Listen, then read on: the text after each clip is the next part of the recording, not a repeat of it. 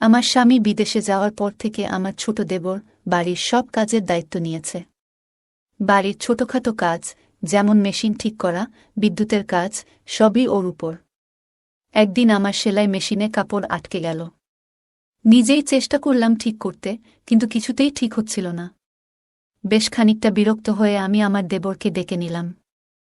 সে এসে মেশিনটা দেখল, বলল, ভাবি, আপনার মেশিনে তো মরচে পড়েছে, পুরোটা খুলে আবার ঠিক করতে হবে। আমি প্রযুক্তির ব্যাপারে বিশেষ কিছু জানি না, তাই বললাম, যা করার তাড়াতাড়ি করো। আমার অনেক কাজ আছে, শুধু এটুকুই বললাম, যা করতে হবে করে নাও। সে কিছু সময়ের জন্য বাইরে চলে গেল, হয়তো কোনো সরঞ্জাম বা অন্য কিছু আনতে। কিছুক্ষণ পরে সে ফিরে এলো এবং বলল, চলুন ভাবি। তার মুখে সামান্য হাসি ছিল, কিন্তু তার চোখে একটা অদ্ভুত ঝিলিক দেখলাম, যা আমার ঠিক বোঝা গেল না। এই কথা শুনে আমি একটু বিভ্রান্ত হয়ে গেলাম, কারণ সে আমাকে তার ঘরে নিয়ে যেতে চাইল।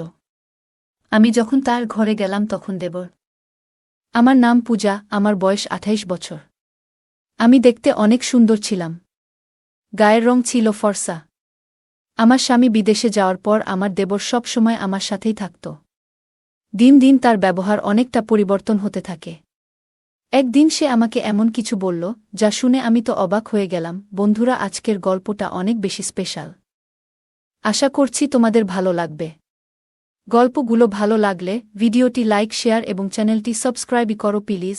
বিয়ের পর থেকেই সংসারে টানাপোড়েন ও প্রতিদিনের খরচের বোঝা ধীরে ধীরে আমার উপর পড়তে শুরু করল। বাড়ির অবস্থাও এমন ছিল না যে কোনো সাহায্য ছাড়া চলতে পারব। বাধ্য হয়ে একদিন নিজেকে বললাম, কিছু একটা করতে হবে। যদিও আমি পড়াশোনায় তেমন কিছু জানি না, কোথাও চাকরি পাওয়া সম্ভব ছিল না, তাই ভাবলাম মহল্লার মহিলাদের কাপড় সেলাই করা শুরু করব। পুরনো সেলাই মেশিনটা, যা বিয়েতে পাওয়া দান উপহার হিসেবে এক কোণায় পড়েছিল, তা পরিষ্কার করতে লাগলাম। এরপর পাড়ায় জানিয়ে দিলাম, যাদের কাপড় সেলাই করতে হবে তারা আমার সাথে যোগাযোগ করতে পারে। ধীরে ধীরে খবর ছড়াতে লাগল, আর কিছু দিনের মধ্যেই বেশ কয়েকটি অর্ডার আসা শুরু হল। পাড়ার মহিলারা তাদের সালোয়ার, ওড়না, ব্লাউজ সেলাই করাতে আমার কাছে আসতে লাগল। কাজটা ভালোভাবে করতে শিখে গেলাম, আর এই সেলাইয়ের মাধ্যমেই সংসারের খরচ চালাতে শুরু করলাম। সেলাই করতে করতে প্রায় আমার বাড়িতে মহিলারা ভিড় করত। কারো মাপ নেওয়া, কারো ফিটিং ঠিক করা, কেউ আবার পুরনো কাপড় নতুন ফ্যাশনে সেলাই করাতে চাইত, আর কেউ কেউ শুধুই মন খুলে গল্প করতে আসত।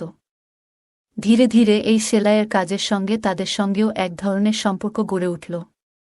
তারা আমাকে তাদের মনের কথা বলত, সমস্যার কথা শেয়ার করত। এতে আমিও এক ধরনের সান্ত্বনা পেতাম, একটা উদ্দেশ্য খুঁজে পেলাম দিনভর ব্যস্ত থাকার, নিজের কষ্ট ভুলে থাকার। সেলাইয়ের কাজ বাড়তে লাগল। এক মহিলা কাপড় দিতে আসলে আরেকজন নিতে চলে আসত। আমার নিজের সন্তান ছিল না, তাই এই কাজের জন্য বাড়িটা সবসময় মহিলাদের হাসিতে ভরে থাকত। ওদের হাসিঠাট্টা আর গল্পে আমার বাড়িতে যেন নতুন করে জীবনের প্রাণচাঞ্চল্য ফিরে এলো। কাজের সাথে সামান্য আয়ও হচ্ছিল, যা আমার জন্য এক প্রকার স্বস্তি নিয়ে এলো। কিছু মাসের মধ্যেই আমার সেলাইয়ের দক্ষতার কথা আশেপাশের এলাকাতেও ছড়িয়ে পড়ল। এবার দূরের মহল্লা থেকেও মহিলারা তাদের কাপড় সেলাই করাতে আসতে লাগল। কাজের চাপ এতটাই বেড়ে গেল যে একা সামলানো মুশকিল হয়ে পড়ল। প্রতিদিন ঘণ্টার পর ঘণ্টা মেশিনের সামনে বসে কাজ করতে করতে কাঁধ ব্যথা করতে শুরু করল। এমনকি আঙুলগুলোতেও ব্যথায় ফুলে যেত। শেষে পাড়ার কয়েকজন মেয়েকে সাহায্যের জন্য ডেকে নিলাম, যারা সেলাই শিখতে আগ্রহী বা কিছু আয় করতে চায়। আমি বললাম তারা যেন নিজেদের সেলাই মেশিন নিয়ে এসে আমার সাথে কাজ করে। এর বিনিময়ে তারা সেলাই শিখবে এবং সামান্য পারিশ্রমিকও পাবে। কেউ কেউ সেলাই মেশিন প্রথমবার ধরেছিল। ধৈর্য ধরে তাদের কাপড় ঠিক করে বসানো, সুতো লাগানো এবং সোজা সেলাইয়ের কৌশল শেখাতাম। তাদের আশায় আমার কাজ অনেক হালকা হয়ে গেল। এখন বাড়িটা আরও প্রাণবন্ত লাগত। ওরা হাসত, গল্প করত, আর মাঝে মাঝে আমার সাহায্যে নতুন কিছু ডিজাইন শিখত। তাদের সাথে আত্মীয়তার মতো একটা সম্পর্ক গড়ে উঠেছিল। আমি তাদের সেলাই মেশিন চালানো শেখাচ্ছিলাম, আর ধীরে ধীরে কাজও দিতে শুরু করলাম। তবে নতুন বলে প্রায় ভুল করত, কখনো মেশিনে কাপড় আটকে যেত, কখনো সুতোর গিঁট ছিঁড়ে যেত বা আঙুল ফুটত। প্রতিদিনই মেশিনের সমস্যা হতো, আর ঠিক করাতে আমার অনেকটা সময় চলে যেত। একদিন তাদের মধ্যে এক মেয়ের মেশিন আবার নষ্ট হয়ে গেল। কাপড় মেশিনে আটকে গেল। আমি নিজে থেকে চেষ্টা করলাম ওর মেশিনটা ঠিক করতে, কিন্তু সফল হলাম না। বাধ্য হয়ে আমি তাকে বললাম, আজ তুমি মেশিনটা ঠিক করিয়ে নিয়ে এসো, আজ আর কাজ করতে হবে না। মেয়েটি চলে যেতে প্রস্তুত হচ্ছিল। তখনই আমার দেবর বাড়িতে দুপুরের খাবারের জন্য এলো। আমি রান্নাঘরে গিয়ে তার জন্য খাবার গরম করতে লাগলাম। জানালা দিয়ে তাকিয়ে দেখি আমার দেবর সেই মেয়েটির সঙ্গে কিছু কথা বলছে। আমার দেবর মেয়েটিকে জিজ্ঞাসা করল, তুমি এত তাড়াতাড়ি ছুটি নিয়ে বাড়ি যাচ্ছ কেন? মেয়েটি বলল, আমার সেলাই মেশিনে কাপড় আটকে গিয়েছে, তাই মেশিন নষ্ট হয়ে গেছে। ভাবি নিজেই ছুটি দিয়েছেন, কাল বাইরে থেকে ঠিক করিয়ে তারপরই কাজে আসব। মেয়েটির কথা শুনে আমার দেবর বলল, আরে বাইরে গিয়ে ঠিক করানোর কি দরকার, যখন বাড়িতেই লোক আছে। দেবরের কথা শুনে মেয়েটি থেমে গেল। সে বলল, তুমি যদি মেশিনটা ঠিক করে দাও তাহলে খুবই উপকার হবে, না হলে আমাকে বাবাকে বলেই বড় বাজারে পাঠাতে হবে, আর বাবাকে সাইকেলে মেশিন নিয়ে যেতে অনেক কষ্ট হবে। মেয়েটির কথা শুনে আমার দেবর মেশিনটা পরীক্ষা করতে লাগল। বলল, তোমার মেশিনে তো মরচে ধরে গেছে, এটা পুরোপুরি আটকে গেছে, ভালোভাবে খুলে ঠিক করতে হবে। মেয়েটি অবাক হয়ে বলল, তাহলে তুমি ঠিক করতে পারবে না? দেবর হেসে বলল, না না, আমি এই কাজ ভালোই জানি। মেয়েটি খুশি হয়ে পাশে বসে পড়ল এবং বলল, আমার একটা সেলাইয়ের কাজ করতে হবে, তাড়াতাড়ি করে দাও প্লিজ। দেবর তখন বলল, মেশিনটা আমার ঘরে নিয়ে এসো, আমি ওখানেই ঠিক করব। মেয়েটি একটু দ্বিধায় পড়ে গেল। তখন দেবর বলল, আমার সব সরঞ্জাম ঘরেই আছে, তাই মেশিন ঠিকঠাক করার জন্য ওখানে নিয়ে যেতে হবে। দেবর বলল, আমি ঘরেই ঠিক করে দিচ্ছি। মেয়েটি মেশিন নিয়ে তার ঘরে গেল। আমি খাবার গরম করে বাইরে রাখলাম, কিন্তু অনেকক্ষণ কেটে গেলেও দেবর এবং সেই মেয়েটি ঘর থেকে বের হচ্ছিল না। দুজনেই তরুণ, তাই চিন্তায় পড়ে গেলাম। কিছুক্ষণ অপেক্ষা করলাম, কারণ দেবর এর উপর সন্দেহ করতে চাইনি। তবু দীর্ঘ সময় পর ধৈর্য হারিয়ে অবশেষে দেবর এর ঘরের দিকে যাওয়ার সিদ্ধান্ত নিলাম।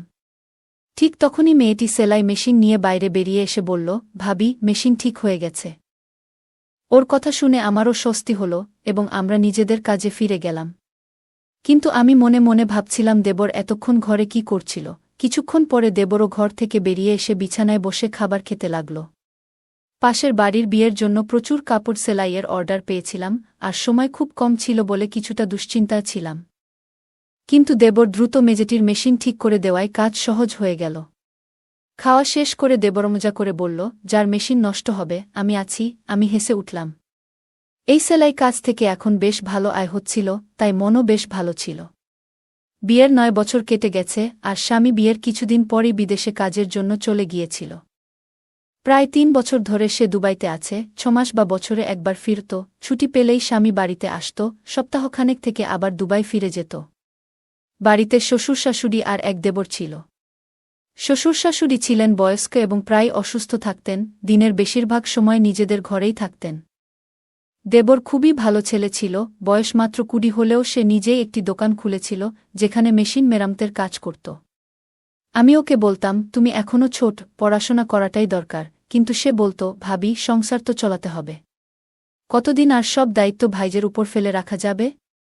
ভাই বিদেশে আছে, বাড়িটাও ভাড়ার, মা বাবা অসুস্থ, তাই আমাকে কাজ করতেই হবে। সাধারণত দেবর দিনের বেশিরভাগ সময় দোকানেই থাকত, তবে মাঝে মধ্যে বাড়িতেও আসত, আর আমি নিশ্চিন্তে থাকতাম। দেবর বাড়িতে এলেই এখানে ওখানে ছোটখাটো কাজগুলো করে দিত। আমার সাথে বসে অনেক গল্প করত। মেয়েরা যেসব মেশিন নিয়ে আসত তা প্রায়ই নষ্ট হয়ে যেত, আর আমি দেবরকে বললেই সে দ্রুত ঠিক করে দিত। একদিন আমি সেলাই করছিলাম, আবারও সেই মেয়েটির মেশিন নষ্ট হয়ে গেল। এতে আমার রাগ উঠে গেল। বললাম, তুমি এত বড় হলে, কতদিন ধরে তোমার সেলাই শেখাচ্ছি, অথচ এখনও কিছুই শিখতে পারনি। আমার রাগ দেখে মেয়েটি কেঁদে ফেলল। আমি ওকে বললাম, তোমার মেশিন নিয়ে যাও এবং বাড়ি যাও। কিন্তু ঠিক সেই সময় আমার দেবর বাড়িতে এলো, আর মেয়েটিকে কাঁদতে দেখে বলল, ভাবি, ও কাঁদছে কেন? দেবর আশেপাশের সব মেয়েদের চিনত, তাই ওদের ব্যাপারে খোঁজ খবর নিত। আমি বিরক্ত হয়ে বললাম, এই মেয়েটি আমাকে খুবই বিরক্ত করছে, মনে হচ্ছে ওকে কাজ থেকে বাদ দিয়ে দিই। ইচ্ছে করেই মেশিন নষ্ট করে ফেলে। আমার কথা শুনে দেবর হেসে ফেলল। আমি রাগের মধ্যে ছিলাম, তাই ওকে একটু বকাও দিলাম। দেবর বলল, ভাবি, এর কোনো দোষ নেই, আজকালকার মেশিনগুলোই এমন সহজে খারাপ হয়ে যায়। পুরনো দিনের মেশিন কিনলে তার অনেক বছর পর্যন্ত কোনো সমস্যা হতো না। এখন তো সবকিছুই লোকাল মানের। দেবরের কথা শুনে আমি ওর দিকে তাকালাম। সে তখন পকেট থেকে মোবাইল বের করে বলল, ভাবি, দাদার কল এসেছে, আপনি কথা বলবেন? আপনার রাগও মিটে যাবে। স্বামীর কথা শুনে আমি হেসে ফেললাম। দেবর খুবই দুষ্ট ছিল, মাঝে মাঝেই আমাকে মজা করত। আসলে কয়েকদিন ধরে আমার স্বামীর সাথে কথাই হয়নি। হয়তো কাজের জন্য ব্যস্ত ছিল। প্রায় প্রতিদিনই দেবরকে বলতাম, দাদার সাথে একটা কল লাগিয়ে দাও, কিন্তু সে প্রতিবারই বলত, ভাবি, আজ মোবাইলে টাকা নেই, কাল কথা বলিয়ে দেব। তবে বেশ কিছুদিন পার হয়ে গেলেও সে কলটা করে দেয়নি। হয়তো সত্যিই ওর মোবাইলে টাকা ছিল না। কিন্তু আজ দেবর আমাকে মোবাইলটা ধরিয়ে দিতেই সবকিছু ভুলে গেলাম। মোবাইল হাতে নিয়ে নিজের ঘরে গিয়ে স্বামীর সঙ্গে কথা বলতে শুরু করলাম। বহুদিন ধরেই কথা হচ্ছিল না, তাই অনেক প্রয়োজনীয় কথা বলার ছিল। প্রায় 15 মিনিট পর কথা শেষ করে যখন কল কাটতে যাচ্ছিলাম, তখন স্বামী বললেন, মা বাবার সাথেও একটু কথা বলিয়ে দাও। আমি মোবাইলটি নিয়ে শ্বশুর শাশুড়ির ঘরে গিয়ে আমার স্বামীর সঙ্গে কথা বলালাম। তারা বেশ খুশি হলেন। সেখান থেকে বেরিয়ে এসে দেখলাম দেবর বাইরে নেই।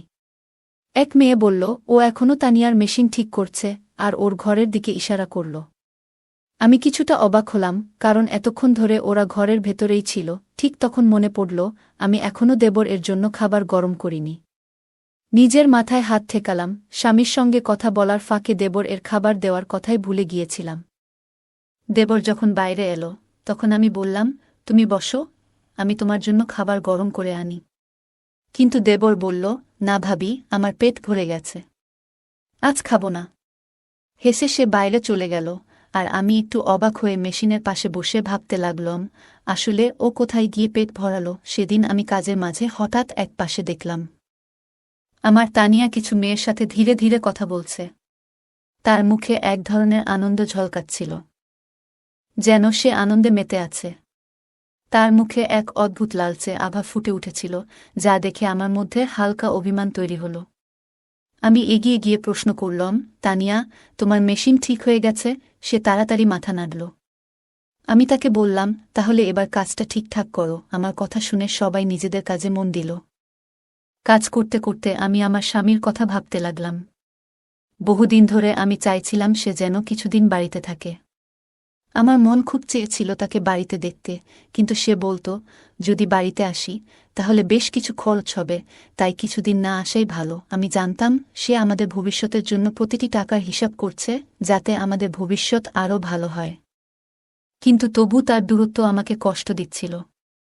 মনে মনে ভাবতাম, সে যদি প্রতিদিন বাড়ি ফিরত, আমার সাথে থাকত, তাহলে কেমন হতো। আমি চাইতাম সে বাড়ি ফিরুক, হয়তো কম আয় হবে, কিন্তু সে পাশে থাকলে সবকিছু সহজ হতো।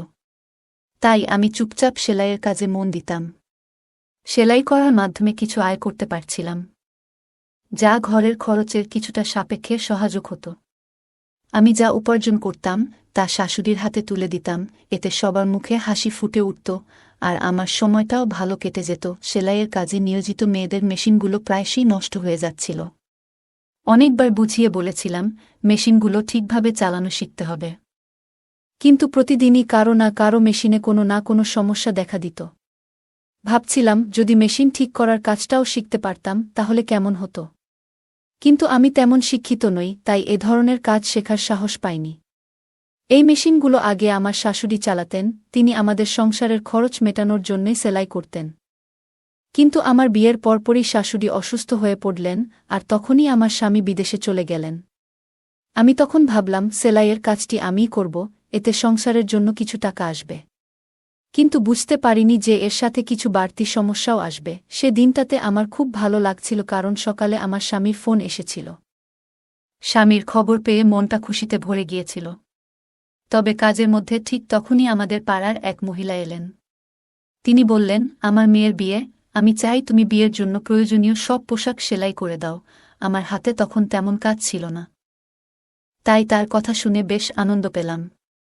হাসিমুখে তাকে বললাম, আমার বেশ কয়েকজন মেয়ে আছে কাজ শেখার জন্য, আমরা একসঙ্গে কাজ করে সময় মতো সব পোশাক তৈরি করে দেব। তিনি আমাকে অনেক আশীর্বাদ দিয়ে চলে গেলেন, আর তার যাবার পর আমি সেলাই শেখার মেয়েদের সঙ্গে বসে কাজ ভাগাভাগি করলাম। সেদিন কাজের চাপ ছিল অনেক, আর সময় ছিল খুব কম। তাই আমি মেয়েদের বললাম, সবাই নিজের মেশিন ঠিকভাবে চালাবে। যদি কাজের মাঝে কারো মেশিন নষ্ট হয়, তবে তাকে এই কাজ থেকে বাদ দিতে হবে। আমার কথা শুনে এক মেয়ে মৃদু হেসে বলল, ভাবি, আজ আপনার ছোট দেবর আসবে না, আমরা তার মাধ্যমে আমাদের মেশিনগুলো ঠিক করিয়ে নেব। মেয়েটির মুখে চাপা হাসি ছিল, যার অর্থ আমি তখন পুরোপুরি বুঝতে পারিনি। আমি তখন কাপড়গুলো যাচাই করছিলাম, তাই বললাম, হ্যাঁ ঠিক আছে, দ্রুত মেশিনগুলো ঠিক করে নাও। এই কথায় সবাই যেন খুশি হয়ে উঠল। দুপুরে ছোট দেবর এলে মেয়েরা তার চারপাশে ঘিরে ধরল। সে বলল, আমি কি সব মেশিন ঠিক করার দায়িত্ব নিয়েছি? যাও, অন্য কারো কাছে নিয়ে যাও। তবু হাসতে হাসতে সে তাদের সাহায্য করতে লাগল। আমি এই দৃশ্য দেখে মৃদু হেসে ফেললাম, আর মেয়েরা একটু মন খারাপ করল। তারপর মেয়েরা মজার ছলে বলল, আমরা তো তোমার জন্যও কিছু করতে চাই, আমরা তো বিনিময়ে কিছু দিতে চাই। হাসতে হাসতে আমার ছোট দেবর বলল, আচ্ছা, তাহলে কিছু দিতেই হবে। তখন এক মেয়ে বলে উঠল, যেদিন তোমার বিয়ে হবে, আমরা তোমার বউয়ের জন্য সেরা পোশাকটি সেলাই করে দেব। তার কথা শুনে আমার দেবর হেসে বলল, তোমরা সবাই বেশ চালাক। প্রতিদিন কারো না কারো মেশিন ঠিক করি, আর শেষমেশ বিয়ের দিনে শুধু একটা পোশাক সেলাইয়ের প্রতিশ্রুতি। দেবর এর কথা শুনে আমি হেসে উঠলাম। সে বলল, তোমাদের সেলাই এখনও পুরোপুরি নিখুঁত নয়, তাই মাফ করো, আমার ভাবি আমার হবু স্ত্রীর জন্য পোশাক বানাবে। কথাটি বলে সে আমার দিকে তাকাল। আমি হেসে মেয়েদের বললাম, আমার ছোট দেবর এখনও খুব ছোট। তখন এক মেয়ে অবাক হয়ে বলল, ভাবি, কিন্তু ও তো দেখতে বেশ লম্বা। আমার দেবর মজার ছলে আমার দিকে তাকিয়েছিল, যেন আমার জবাব শোনার জন্যই অপেক্ষা করছিল। আমি জানতাম সে আসলে বয়সে বেশ তরুণ, পরিবারের দায়িত্ব নেয়ার জন্য সে প্রস্তুত নয়। আর্থিক পরিস্থিতিও তেমন ভালো নয়। আমার স্বামীও বিয়ের পর আমাদের ভবিষ্যৎ গড়ার জন্য দূরে চলে গিয়েছিল। আমিও চেয়েছিলাম না যে ভবিষ্যতে আমার দেবরের স্ত্রীও একই দূরত্বের কষ্টে থাকুক। তাই আমি বললাম, লম্বা হয়েছে বলে বিয়ে করতে হবে এমন কোনো কথা নেই। বিয়ের জন্য আরও অনেক প্রস্তুতির প্রয়োজন। ওর বিয়ে হতে এখনো কয়েক বছর বাকি। আমার কথা শুনে দেবর হেসে উঠল। এরপর আমি মেয়েদের দিকে ফিরে বললাম, চলো, এবার সবাই কাজে মন দাও। আমি দেবরের জন্য খাবার গরম করে নিয়ে আসি। এ কথা বলে আমি রান্নাঘরে গিয়ে তার জন্য খাবার গরম করতে লাগলাম। মেয়েরা নিজেদের কাজ নিয়ে আবার ব্যস্ত হয়ে গেল। আমি আমার দেওরের ঘরে যাচ্ছিলাম, কারণ জানি না কিভাবে, কিন্তু ও মেশিনগুলোতে এক ধরনের জাদু করত, আর সবকিছু ঠিকঠাক হয়ে যেত। সেদিনও সে মেয়েদের সেলাইয়ের মেশিনগুলো সারিয়ে দিয়ে নিজের কাজে চলে গেল। পরের দিন প্রচুর কাজ ছিল, তাই কাউকে কাজ থেকে সরতে দিলাম না। দেবরও সেদিন বাড়িতে আসেনি, আর কাজের চাপ এত বেশি ছিল যে আমিও ব্যস্ত ছিলাম। মনে মনে ভেবেছিলাম, কাজের ফাঁকে নিজের বাবা মার বাড়িতে কিছুদিন যাব। কতদিন যাব ভাবছি, কিন্তু হঠাৎ একটা বিপদ এলো। আমার মেশিনটি খারাপ হয়ে গেল, আর কাপড়ের বিশাল স্তূপ পড়ে রইল। আমি চাইছিলাম না যে এত দামি কাপড় মেয়েদের দিয়ে সেলাই করাই, কারণ তাদের কাজের মধ্যে এখনও সূক্ষ্মতা আসেনি। সকালে মেশিনটি একদম কাজ করছিল না। মেয়েরা আমার চিন্তিত মুখ দেখে বলল, ভাবি, আপনি চিন্তা করবেন না, আপনার দেবর আছে, সে তো আপনার মেশিন ঠিক করেই দেবে। এই কথা শুনে মেয়েরা নিজেদের মধ্যে ফিসফিস করে কথা বলতে লাগল, যা আমি ঠিক বুঝে উঠতে পারলাম না। কয়েকদিন ধরে লক্ষ্য করছিলাম, দেবর সারা দিন বাইরে থাকত, কিন্তু দুপুরে খাবার খেতে এলেই মেয়েরা যেন কোনো বাহানায় তার আশেপাশে ঘুরঘুর করত। সবার কাজ ছেড়ে যেন তার উপস্থিতিতে একটু আনন্দ খুঁজে পেত। এমন সময় আমি নিজেই উঠে দাঁড়ালাম কাজ দ্রুত শেষ করার জন্য। সেদিন কাজের চাপ এত বেশি ছিল যে মেয়েদের আচরণে খুব একটা খেয়াল করতে পারিনি। কিন্তু যখন থেকে আমার দেবর মেয়েদের মেশিনগুলো ঠিক করে দিতে শুরু করল, তখন থেকে তারা প্রায় প্রতিদিন কাজ শেষে কিছু না কিছু খাবার নিয়ে আসতে লাগল। শুরুতে ভাবতাম ওরা হয়তো আমার জন্যই এসব নিয়ে আসে, কিন্তু পরে বুঝতে পারলাম এসব খাবার আসলে আমার দেবর এর জন্যই আনা হচ্ছিল। বিষয়টা বুঝতে পেরে আমি ওদের একটু বকাও দিলাম। বললাম, আমার মেশিন খারাপ হয়েছে, অথচ তোমরা সবাই বসে আছো কেন? আমার কথা শুনে তারা চুপচাপ নিজেদের কাজে ফিরে গেল, আর আমি অপেক্ষা করতে লাগলাম দেবর কখন বাড়ি ফিরে আসবে। দুপুরেই তার বাড়ি ফেরার কথা, কিন্তু তখন পর্যন্ত ধৈর্য ধরে অপেক্ষা করতে লাগলাম। আমার কাছে কোনো মোবাইল ছিল না, আর আমি মোবাইল চালাতেও জানতাম না। তাই ফাঁকা সময়টা কাটানোর জন্য রান্নাঘরে গিয়ে কিছু সবজি কেটে বসেছিলাম। তখনই শুনতে পেলাম তানিয়া মৃদুস্বরে আরেক মেয়েকে বলছে, ভাবির বদলে যদি আমার মেশিনটাই আজ নষ্ট হতো। কথাটা শুনে আরেক মেয়ে চুপিসারে হাসি চেপে ফেলল, আর আমি তানিয়ার দিকে অবাক হয়ে তাকিয়ে রইলাম। ওর চোখে এক ধরনের আকাঙ্ক্ষা ছিল। হঠাৎ মনে পড়ল তানিয়ার মেশিনই প্রথম নষ্ট হয়েছিল, আর সেই কারণেই আমার দেবর তার মেশিন ঠিক করার জন্য নিজের ঘরে নিয়ে গিয়েছিল। এই পুরো ব্যাপারটা আমাকে একটু চিন্তায় ফেলে দিয়েছিল। দুপুরের দিকে আমার দেবর বাড়ি এলো। আমি তার জন্য অপেক্ষা করছিলাম। সে বাড়িতে পা রাখতেই আমি বললাম, আজ আমার সেলাই মেশিনটা নষ্ট হয়ে গেছে, তাড়াতাড়ি এটা ঠিক করে দাও। আমি মেশিনের দিকে ইশারা করলাম, আর সে একবার আমার দিকে তাকিয়ে মেশিনের কাছে গেল। আমি বললাম, আগে ঠিকঠাক কাজ করছিল, কিন্তু আজ সকালে দেখি কাপড় আটকে যাচ্ছে। দেবর মেশিনটা চালিয়ে দেখে বলল, ভাবি, আপনার মেশিনে তো মরচে ধরেছে। পুরোটা খুলে আবার ঠিক করতে হবে। আমি প্রযুক্তির ব্যাপারে বিশেষ কিছু জানি না, তাই বললাম, যা করার তাড়াতাড়ি করো। আমার হাতে অনেক কাজ জমে আছে, দেরি হলে আর সেই পাড়ার মহিলা কাজ নিয়ে আসবেন না। আমার কথা শুনে দেবর আশ্বস্ত করে বলল, ভাবি, আপনি চিন্তা করবেন না, আমি আছি তো, আমি ঠিক করে দিচ্ছি। এটা বলেই দেবর মেশিনের বিভিন্ন অংশ খুলতে শুরু করল। কিছুক্ষণ পর সে বলল, ভাবি, এভাবে ঠিক হবে না, মেশিনটা আমার ঘরে নিয়ে যেতে হবে। তার কথা শুনে আমি একটু অবাক হলাম। জিজ্ঞেস করলাম, ভেতরে এমন কি আছে যা এখানে নেই? আমার প্রশ্নে সে কিছুটা অপ্রস্তুত হয়ে বলল, ভাবি, আমার সমস্ত টুলস ভেতরেই রাখা, তাই মেশিন সেখানে নিয়ে যাওয়া ছাড়া আর কোনো উপায় নেই। তখন আমি বললাম, আমি তোমার সমস্ত টুলস বাইরে নিয়ে আসি। কিন্তু সে বলল, ভাবি, সেগুলো খুব ভারী, আপনি একা তুলতে পারবেন না। মেশিন ঠিক করাতে চাইলে ঘরেই নিয়ে যেতে হবে। তার কথা শুনে আমি কিছুটা অস্বস্তি অনুভব করলাম, কারণ আজই আমার মেশিনটি ঠিক করানো দরকার ছিল। তারপর কোনো উপায় না দেখে মেশিনটি তার ঘরে নিয়ে যাওয়ার জন্য রাজি হলাম। অবশেষে দেবর এর কথা মতো আমি মেশিন নিয়ে তার ঘরে গেলাম, কিন্তু সেখানে সে এমন একটি কথা বলল, যা শুনে আমি অবাক হয়ে বাইরে বেরিয়ে এলাম। তার কথাগুলো কিছুতেই মেনে নিতে পারছিলাম না, কারণ আমি তার ভাবি। দেবর তখন দোকানে চলে গেল, আর আমি সোজা শ্বশুর শাশুড়ির ঘরে গেলাম এবং তাদের পুরো ঘটনাটি বললাম। শাশুড়ি বললেন, ছোট ছেলে না বুঝে হয়তো এভাবে বলেছে, আমরা তাকে বুঝিয়ে দেব। কিন্তু আমি বললাম, আপনারা যাকে ছোট বলছেন সে এখন প্রাপ্তবয়স্ক, এরকম কিছু ঘটার আগেই ওর জন্য কোনো ভালো মেয়ে দেখে বিয়ে ঠিক করে ফেলা উচিত। শাশুড়ি চিন্তিত হয়ে বললেন, কিন্তু মেয়ে কোথায় পাব? আমি হাসি চাপিয়ে বললাম, এই নিয়ে ভাববেন না, আপনার ছোট ছেলে ইতিমধ্যেই নিজের পছন্দের মেয়েটিকে ঠিক করে ফেলেছে। আমি শাশুড়িকে তানিয়ার কথা জানালাম। শাশুড়ি ও শ্বশুর অবাক হয়ে তাকালেন।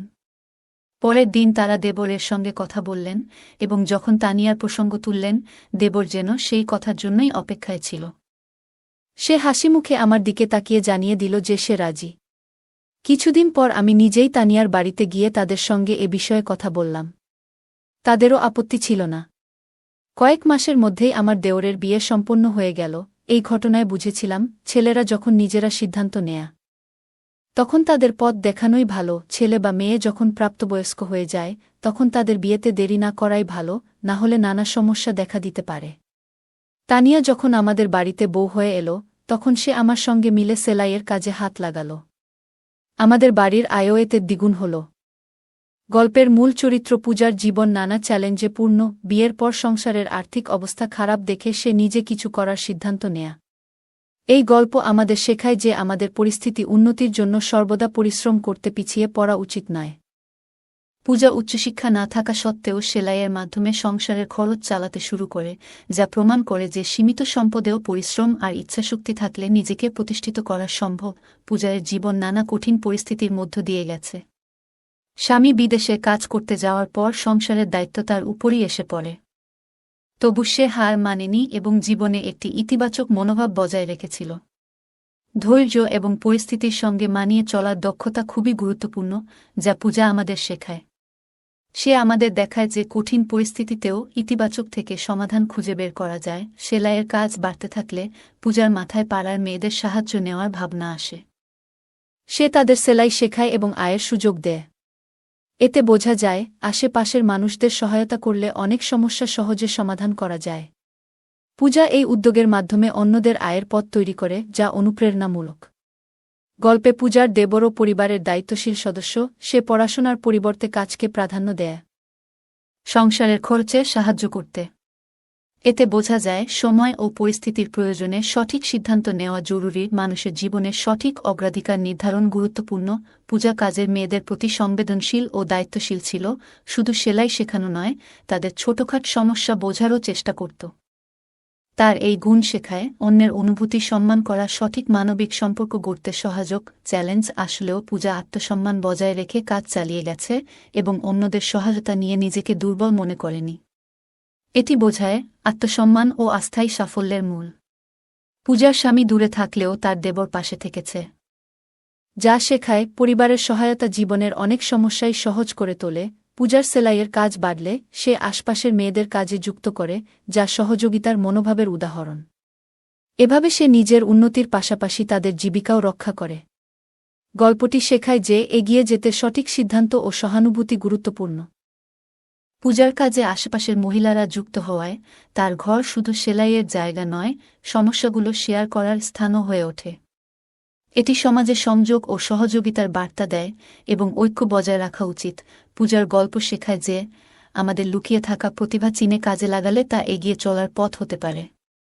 সে সেলাইকে আর্থিক বাধ্যবাধকতা থেকে সুযোগে রূপান্তরিত করেছে, যা চ্যালেঞ্জে সুযোগ খোঁজার প্রেরণা দেয়। এই গল্প থেকে শেখা যায় পরিশ্রম, ধৈর্য, সহযোগিতা, আত্মমর্যাদা এবং ইতিবাচকতার সাথে আমরা কঠিন পরিস্থিতি মোকাবিলা করতে পারি।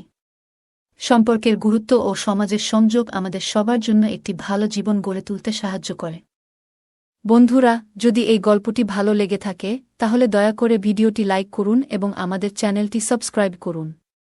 পাশে থাকা বেল আইকনটি প্রেস করুন, যাতে করে আমরা যখনই নতুন ভিডিও আপলোড করি তার নোটিফিকেশন সবার আগে আপনার কাছে পৌঁছে যায়। ধন্যবাদ। দেখা হবে আমাদের পরবর্তী ভিডিওতে।